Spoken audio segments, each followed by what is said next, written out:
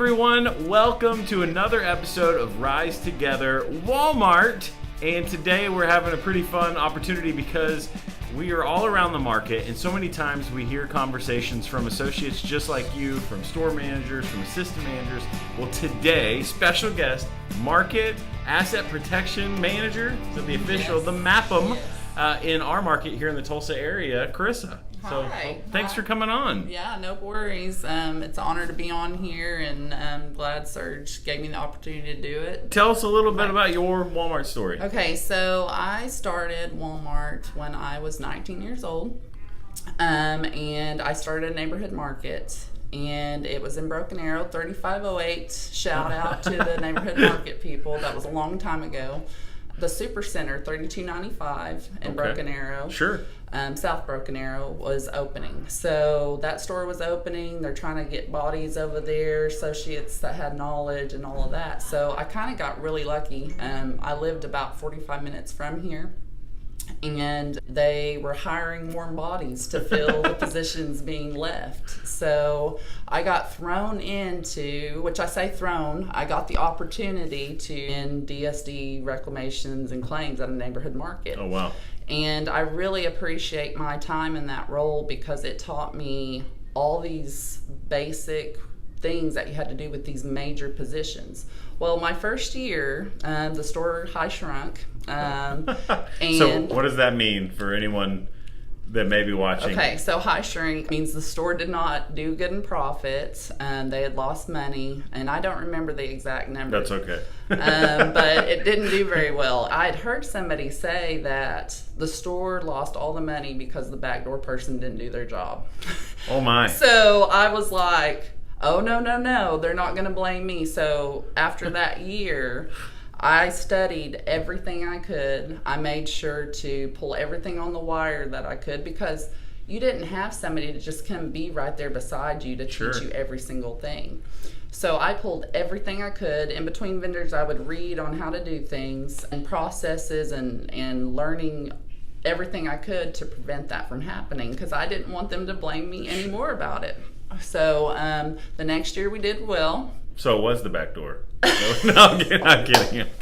Well, I mean, it could have. And here's the funny thing is I remember going back after getting more training and going, I caused them to shrink out on that, you know, but it was unmalicious. It was, I wasn't doing it on purpose. I just didn't know what I was doing. So from then forward, I mean, I started thinking about how important to train those new people that come in. But on the other side too, we have to have the ambition to want to learn it and train ourselves also.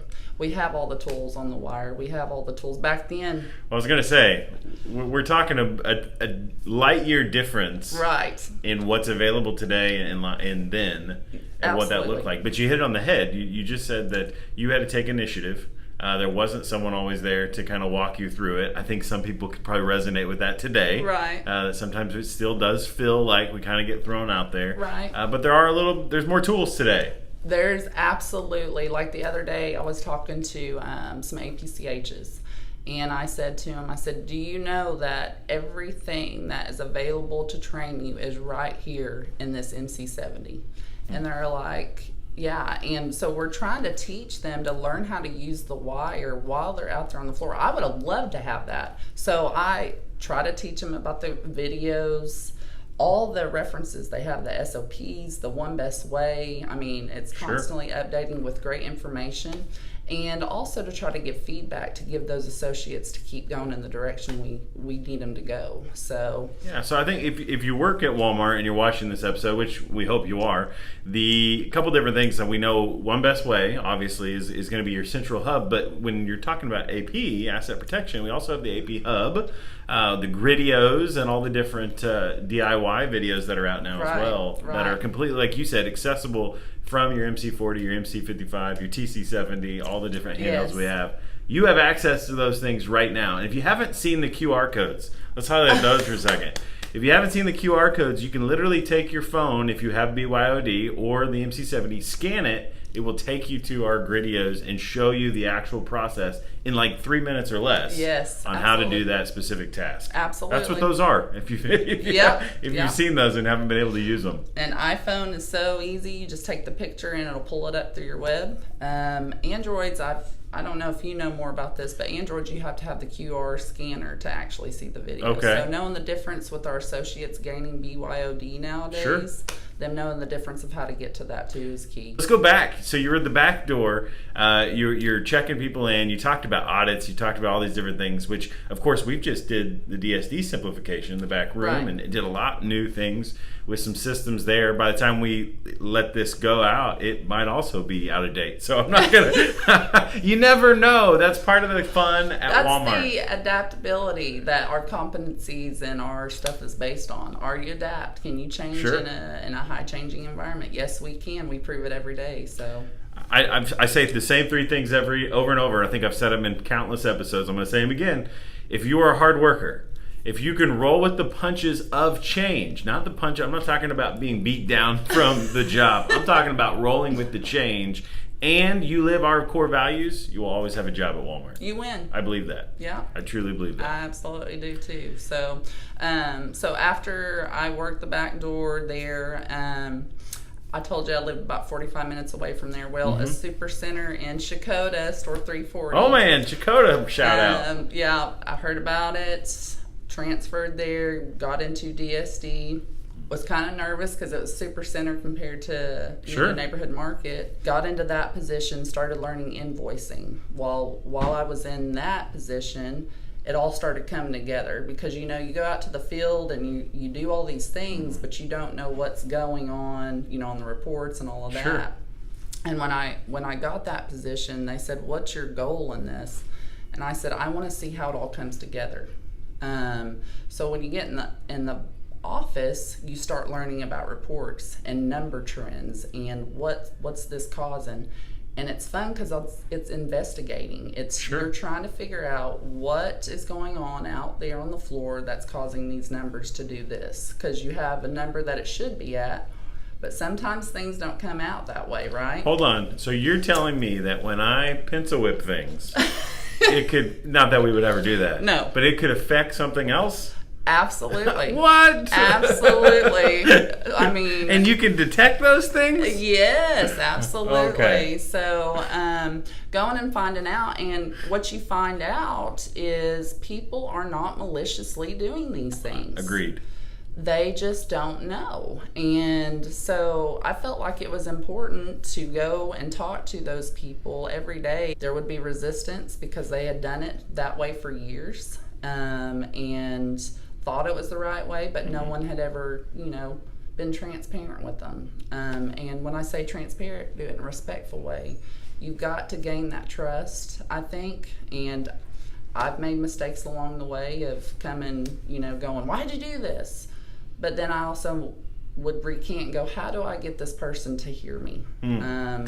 How do I get this? How do I persuade this person and this is the right way? How do I work as a team and show that I'm willing to hear their feedback and let's fix this?"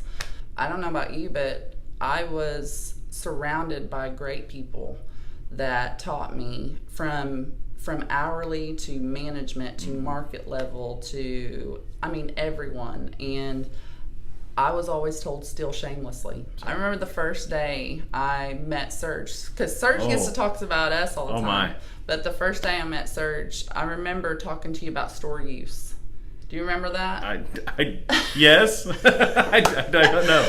Well, the importance of how it caused, replenishment issues if we did do it. And it's a small thing, but it's a big thing in the main thing. And I remember you saying that exact thing of going, "Thank you for the insight of seeing the overall." And you were so positive, and I may not have been in the greatest mood that day. Those little things, somebody did that for me back in the day, and I want to do that for people too. I do. And at the end of the day, we're all trying to help each other move forward and be more effective, and at the same time run great stores. Going back to the story, and I know we're spending a lot of time on this. You're good. Invoicing, then after invoicing, a old MAPM that I'd remembered when I was 19 had returned to the company. And he had come in and he was like, I was like, whoa, blast from the past. What are you doing here? And he was like, have you ever thought about being an APA sim before? And I was like, no. No, never thought about that. I like my banker hour job. Had you really not thought about it? I hear that a lot, and I go, really? You didn't? Okay. I hadn't, because, I mean, I liked what I did. I loved what I did. I never really thought about the theft, the actual theft piece, because I didn't think people stole. I just thought it was stuff that we controlled, you know? So, and... In Dakota. We're in Dakota. That's give it context. Right. Every position in the store can affect loss or profit in some way. Every single one of them. Somebody says, I want to work in AP. I'm like, you do work in AP. Let me tell you how you can prevent loss in your position, what's in your means. Great department managers, great. That whole store team, just like Shakota, got me to where I am because they helped me, and we paid it back and forth constantly. True teamwork. So after that, then a market position came open in Tulsa. This is huge. I don't even want to interview, but I did want to interview because I wanted the opportunity to practice. Didn't think I was going to get it at all. When I got it, I was just kind of like, my heart started going, okay, I'm here. It's here now. Yeah. So, and thank Jared for giving me the opportunity for doing it, or thank my market manager if you've got to, Sure. Who is someone that we still need on the show. So that is a call out. Yeah. Oh no. So, but all the people that given me the opportunity has taught me along the way. I really want to appreciate them. The theme we continue to hear on the show, which is good because it's called Rise Together. Right. And so that is that the individuals along the way and how you said paid it forward back and forth to each other, that you helped each other and learned the things and the gaps and the pieces. That's exciting. Yeah. So I love that was what was interwoven through your whole story from the very beginning. Is there a big leadership lesson other than that one that just comes to mind, a story? Early on, believe it or not, I was a little bit too big for my... Uh-oh. This will be a good story. So I had a store manager at the neighborhood market, and when I was back there, yes, I would read and I would do what I could to prevent shrink. Well, I got into this box of, this is all I need to take care of. And I already know where this is going. Right. And my store manager at the time had the ability to be very soft, but he also had the ability to bring the hammer down when he needed to. And I was a young kid. I knew it all. One day he was back there, and I think I was leaning on the receiving desk and not being productive, obviously. And there was the compactor was disgusting, and the drain that Ecolab comes in and checks was disgusting. And he was like, what are you doing? And I'm like, well, I already did my job. Sure. I'm productive. I get to. And he was like, no, you have it completely flipped. We work for the company, and you need to make sure you're productive, because at the end of the day, I need to show that you're worth. And I said, but I am worth everything, one of those conversations. But I remember at the time I was so mad at him for calling me out. Wow. So mad at him that I had to go outside and have that sidewalk conversation with myself and, move pallets around. And I had a friend at the time that was like, it's okay, being there for me and telling me to work through it. And to this day, that conversation changed my whole perspective later on of what I needed to do while I was back there. And I appreciate him for it, because not many people like to have those conversations with people. Those are hard. They're hard. But I think that being transparent with people in a respectful way helps our growth. And I mean, he did an amazing thing for me that day, and I'll never forget him. I love it. Being willing to take the conversation and say, is there truth in this conversation? Right. No matter how hard it hurts or pride it attacks, is there truth there? And if there is, what am I going to do about it? We all have a choice at that point. It sounds like you went out to go, you know what? Am I done? Am I quitting? Like, I'm putting up with that. Or am I going to push through it and maybe learn something, grow, improve the company, improve myself? There's certain situations if you're having a conversation with somebody and they're in that mindset of they are not happy right there, maybe that's not the best time to have that whole conversation about improving, because they're already down on them. To me, most people want to do the right thing, or they want to get kudos for whatever, but sometimes we have things going on that we're just so dialed in on something that we can't hear the message that really is being spoke. So including me, there's been times I'm going, but I go back and I go, you know what, there is some of that I could take away. So big bonus question, this is the last question I ask everybody. The spark, what does the spark mean to you? The spark means to me being that person for people going through certain times in the stores, and like kind of like what we already hit on is, somebody's going through something and you picking up on that perception and trying to make it fun for them or brighten their day. Serge, you do it for me. When I'm going through and we're doing stuff, I like watching Rise Together. I like watching your stuff, because I'm always going to do, that guy's busy all the time and he's always smiling. And so I want to steal shamelessly from people like you guys, because we work hard every day, but we can play hard too and have a good time while we're doing it. So that's a part of being the spark, is noticing the situation that the person's going through and trying to get them through it. It's okay to just take a breath and enjoy the job at the same time. Yeah. And we can get caught up in all the things that need to be done. And maybe we lose focus on why we started this whole thing in the first place. Right. So that's a great word. And so be the spark for someone else. Yeah. Thank you so much for being on today. Thank you. I know that you have got to run, actually. Yeah. You've got another, like we said, just Ted.